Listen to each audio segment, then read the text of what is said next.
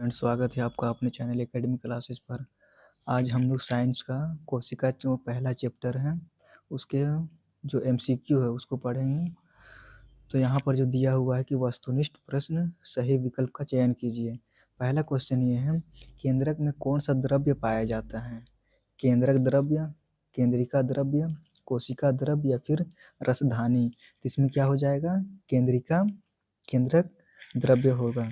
पहला जो आंसर होगा वो पहला का क्या है? ए हो जाएगा।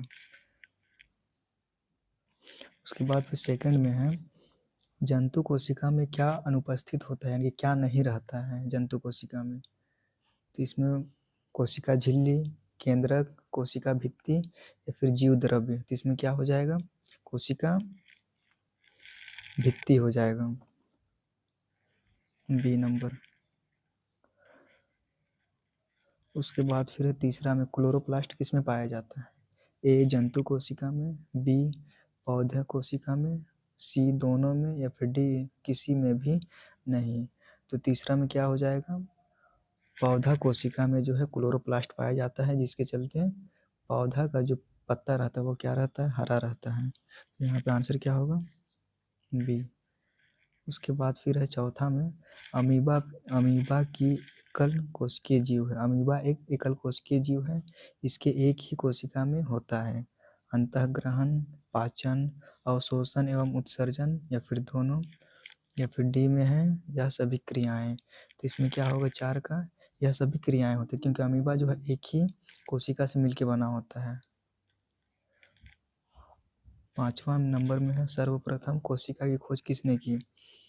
Robert Hooke, Charles Darwin, John Mendel या फिर अरिस्टोटल। तो इसमें क्या हो जाएगा? रॉबर्ट हुक हो जाएगा। 1665 में जो है रॉबर्ट हुक ने खोज किया था। उसके बाद छठा में है, सर्वप्रथम जीवित कोशिका की खोज किसने की? रॉबर्ट हुक, एंटोन वॉन लीवनहोक, सी में है अरिस्टोटल या फिर जॉन मेंडल। तो छठा का जो आंसर हो जाएगा वो एंटोन वॉन लीवनहोक ने। यानी कि पहले समझ लीजिए कि जो पहला जो कोशिका जो है ना उसको रॉबर्ट हुक ने खोजा था, लेकिन वो मृत कोशिका था। एंटोन वॉन लीवनहोक ने जो कोशिका खोजा है वो जीवित कोशिका था। तो इसका आंसर क्या हो जाएगा? बी। इसी तरह आगे देखते हैं हम लोग। सातवां नंबर में है यहाँ पर, सजीवों के शरीर की सबसे छोटी रचनात्मक और क्रियात्मक इकाई को क्या कहते हैं? कोशिका, अंगतंत्र, ऊतक या फिर अंग। तो इसमें क्या हो जाएगा? कोशिका हो जाएगा। यानी कि कोई भी जीवित चीज, चाहे मनुष्य हो, आदमी हो, ये पौधा हो, ये सब क्या किससे मिलके बना है? तो कोशिका से ही मिलके बना है।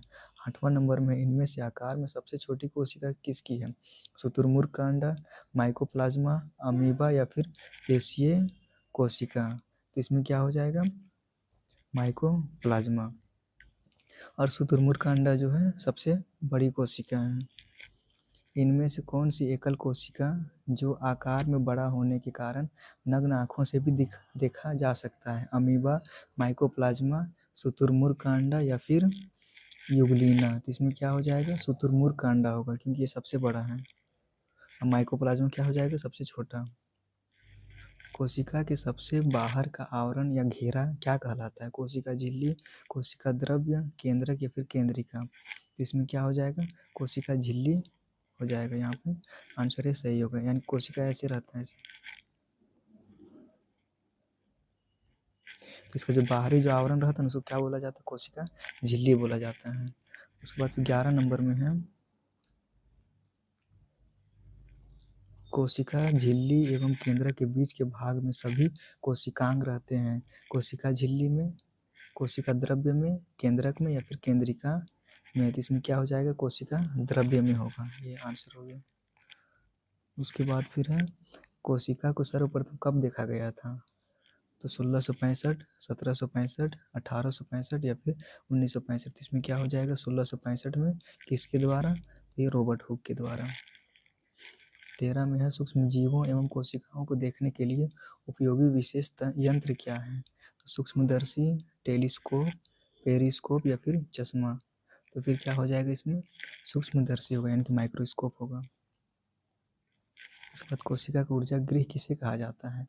माइटोकॉन्ड्रिया, राइबोसोम, रसधानी या फिर हरित लवक। तो इसमें क्या हो जाएगा, माइटोकॉन्ड्रिया हो जाएगा। इसे क्या कहा जाता है, कोशिका का ऊर्जा गृह कहा जाता है। उसके बाद आगे, एक कोशिकीय जीव का उदाहरण निम्नलिखित कौन सा है, अमीबा, हाथी, मनुष्य या फिर पेड़ पौधे। तो इसमें क्या हो जाएगा, अमीबा होगा, क्योंकि ये सिर्फ एक ही कोशिका से मिलकर बना होता है। और हाथी, मनुष्य या फिर पेड़ पौधे ये बहुकोशिकीय जीव हैं। इसमें आंसर क्या होगा, ए, अमीबा। कोशिका में गुणसूत्र कहाँ पाए जाते हैं, केंद्रक, केंद्रिका, गोल्जिका या फिर प्लाज्मा झिल्ली में। तो कोशिका में गुणसूत्र पाए जाते हैं किसमें, तो इसका हो जाएगा आंसर केंद्रक में। इसमें क्या आंसर है, वो होगा केंद्रक में।